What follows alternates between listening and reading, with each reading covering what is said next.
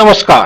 Kaif financial services के YouTube channel में मैं सीए राकेश रोशन आपका फिर से हार्दिक अभिनंदन और स्वागत करता हूं। आज का टॉपिक बहुत इंपॉर्टेंट, जानेंगे अंतर इनकम टैक्स रिटर्न जो नॉर्मल फाइल होता है जिसको हम लोग आईटीआर बोलते हैं और इनकम टैक्स रिटर्न जो अपडेटेड फाइल होता है जिसको हम लोग शॉर्टकट में आईटीआर यू बोलते हैं।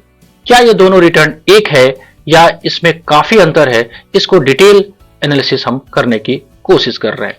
तो आइए सबसे पहले आपका फिर से स्वागत करते हुए, जैसे हर चमकता हुआ चीज सोना नहीं होता, हर चमकता हुआ चीज सोना नहीं होता, वैसे ही हर आईटीआर की कॉपी नॉर्मल आईटीआर नहीं होती। आप देखिए, जब भी आप रिटर्न फाइल करते हैं तो आपको आईटीआर का एक्नॉलेजमेंट मिलता है। तो भले ही वो एक्नॉलेजमेंट एक ही जैसा दिखता है, लेकिन किस डेट को आप फाइल कर रहे हो उसके हिसाब से उसका इंपॉर्टेंस या महत्व चेंज हो जाता है।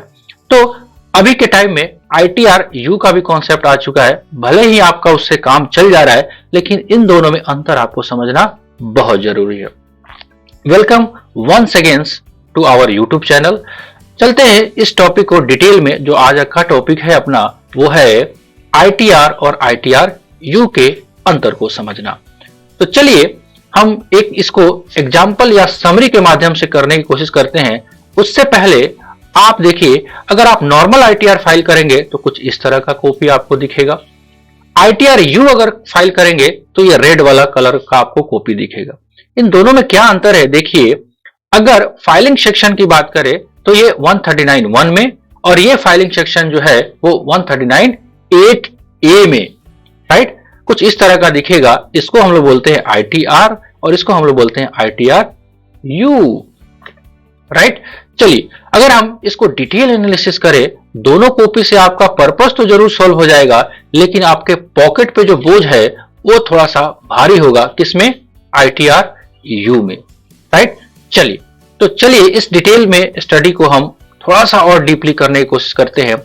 थोड़ा सा एक समराइज फॉर्म में लेके करें, अगर आईटीआर और आईटीआर यू में डिफरेंसेस देखने की कोशिश करें तो हम इसको कैटेगराइज कर सकते हैं डिफरेंट एंगल से। जैसे आईटीआर जो है वो 139(1) और 139(4) में फाइल किए गए रिटर्न को आईटीआर कह सकते हैं आप, जबकि 139(8)A में जो आप रिटर्न फाइल करोगे उसको हम आईटीआर यू बोलेंगे। क्या रिवीजन पॉसिबल है आईटीआर में? आंसर है यस। क्या आईटीआर यू का रिवीजन पॉसिबल है? Answer is no. क्या आप लॉस का रिटर्न, यानी कि आपको लॉस अगर हो गया तो क्या आईटीआर फाइल करने अलाउ है? कर सकते हैं आप, लेकिन अगर आपका लॉस हुआ तो आईटीआर यू आपको फाइल नहीं करने देगा, राइट। चलिए, अगर आपका लायबिलिटी डिक्रीज कर रहा है, टैक्स जो आपने पहले पे किया था आप चाहते हो उसको घटा दो, तो आईटीआर में तो रिवीजन कर सकते हो, लेकिन आईटीआर यू में ऐसा बिल्कुल नहीं हो सकता, राइट। चलिए, अगर हम रिफंड की बात करें या इंक्रीज रिफंड की बात करें तो आईटीआर तो आपको परमिट करता है, लेकिन आईटीआर यू आपको बोलता है चल भाग यहां से, हम आपको रिफंड नहीं दे सकते। तो कितना बड़ा अंतर हो गया आईटीआर और आईटीआर यू में एक फर्स्ट ग्लांसेस में। अब थोड़ा सा इस चर्चा को और डीपली लेके चलते हैं, एक पीरियड कवर करते हैं जो अभी रिसेंटली खत्म हुआ है आपका फाइनेंशियल ईयर 21-22, जिसका असेसमेंट ईयर 22-23 था। उसको एक एग्जाम्पल के माध्यम से आईटीआर आईटीआर यू के अंतर को समझने की कोशिश करते हैं। चलिए जी, हमने इनकम कमाया 1/4/2021 से लेके 31/3/22 तक का। अब इस इनकम को हम रिटर्न फाइल करना शुरू करेंगे कब? जाहिर सी बात है 1/4/2022 से। तो कुछ डिफरेंट डेट आपको दिख रहा होगा, उस डेट को हम स्प्लिट करते हैं डिफरेंट बॉक्स में, राइट। इस बॉक्स का प्रभाव है आईटीआर और आईटीआर यू पे। चलिए, तो किस किस एंगल से देखना है कि रिटर्न का अमाउंट कितना हो सकता है, टैक्स कितना लगेगा, लेट फीस क्या लग सकता है, क्या आपको पेनल्टी लग सकती है, ये सारी बातें। अगर हम 1/4/2022 से लेकर 31/7/2022 तक रिटर्न अगर फाइल कर लिए तो रिटर्न अमाउंट चाहे आपका 1 रुपया हो या निगेटिव हो, इनफाइनाइट तक आप करो, कोई इशू नहीं है। कौन सा? आईटीआर नॉर्मल के माध्यम से तो रिटर्न हो सकता है।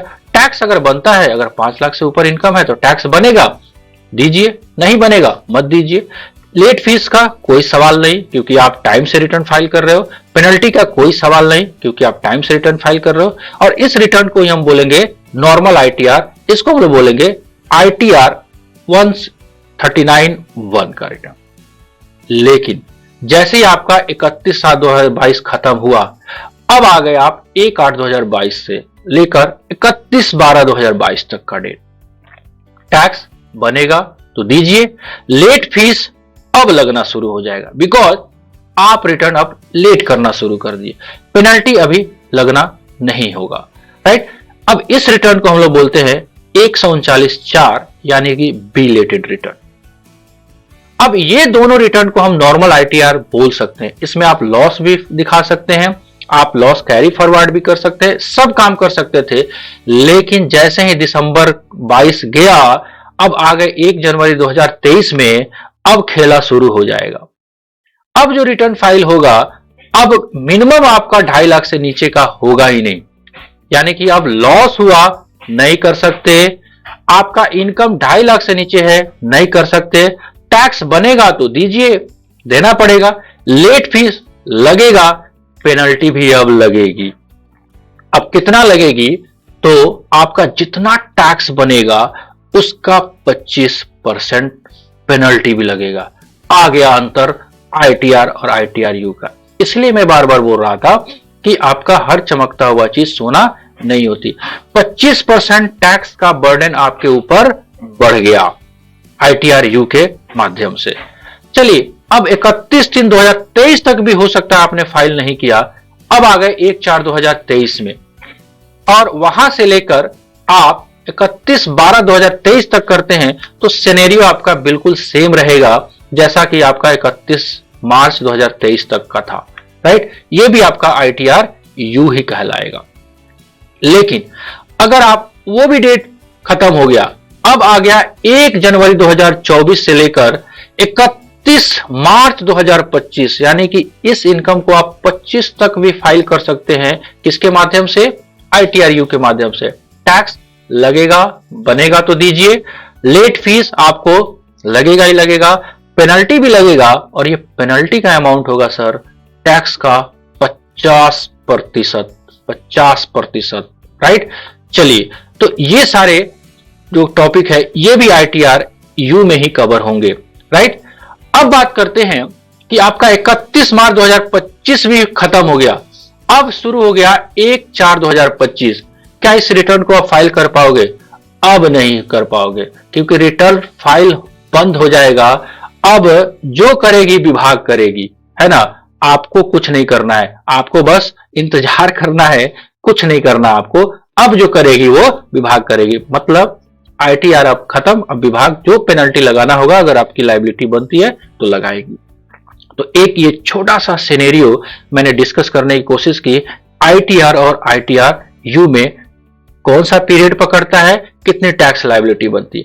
क्या अब भी आपका जवाब यही रहेगा कि आईटीआर और आईटीआरयू दोनों सेम होते हैं? Thank you for watching video.